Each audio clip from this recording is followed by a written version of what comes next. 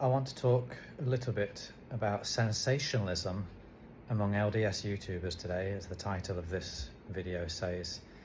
So as I've been following a few LDS Youtubers, for the last few years, it's been very sensationalist.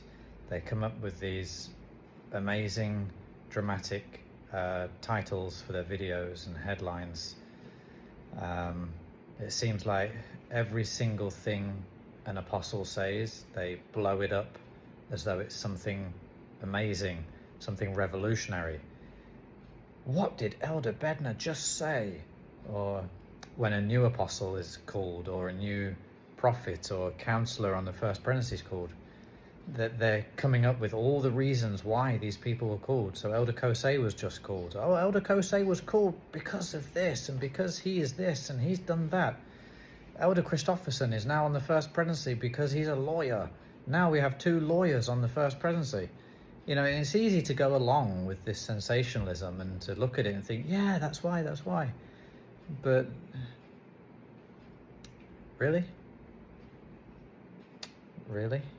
You know, when something feels too easy to get swept along with, you can probably know that it's probably not the right thing. How about Revelation? You know, in this church, the Church of Jesus Christ of Latter-day Saints, people are supposed to be called to callings by revelation. And sometimes with prophets, apostles, and we don't know why they are called until maybe 10, 20, 30 years later, right? And then later it becomes apparent that this person has been prepared. There's a whole host of reasons as to why a person would be called to the apostleship, which just regular members like us, we can't grasp, we can't understand, and we're probably not supposed to. Recently, and by recently I'm talking about yesterday, one of the LDS YouTubers that I occasionally watch, but it's been decreasing rapidly,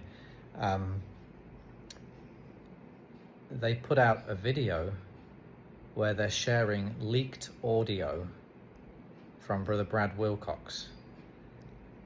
Why on earth would you share something that's been leaked, which obviously wasn't done to be shared, and you would share it and think that somehow that's a good thing to do? I don't understand this.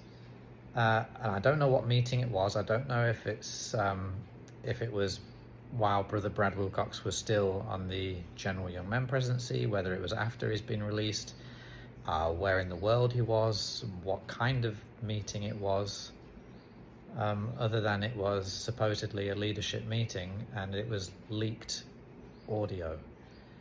And the sensationalism just continues again. This leaked audio is supposed to be showing a whole host of dramatic changes, is what they would have you believe. As I listened to it, first I felt guilty for listening to something that was leaked, and I gave up halfway through.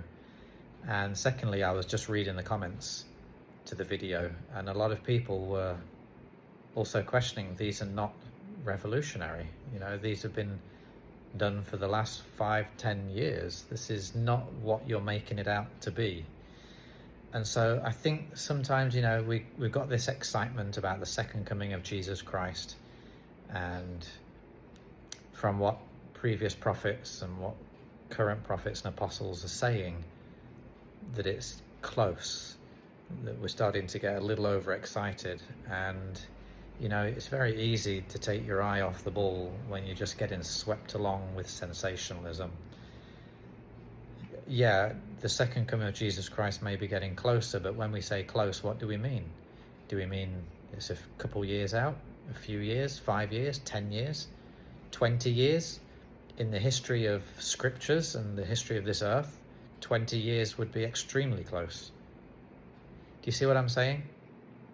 So in what context is it close, you know. I look at world events and there are signs that, yeah, we are building up to the return of Jesus Christ.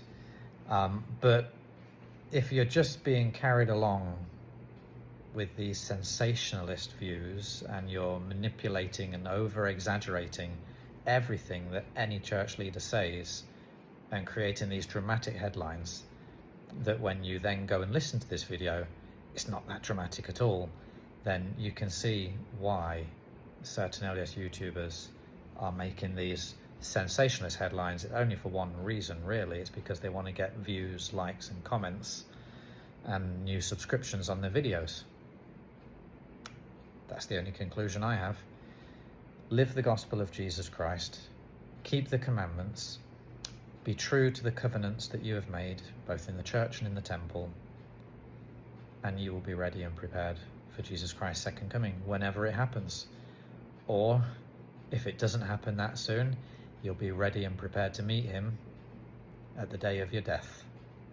Either way, it's the same thing, isn't it? Thank you very much for listening. That's just my 2 cents about the sensationalism that I see kind of sweeping through LDS YouTubers. I know it's exciting, right? I get it, because I was there before and I was planning on what year Jesus Christ is going to be returning, and until I realized that this is just not doing my soul any good. So it's easy to get carried away, but let's make sure that our hearts are clean and pure and that we are living in the present right now the gospel of Jesus Christ and preparing ourselves, our community, our branch and ward, district and stake, the best that we can, doing our part to be ready for when he does come. Thank you very much for listening, and I'll see you again in the next video.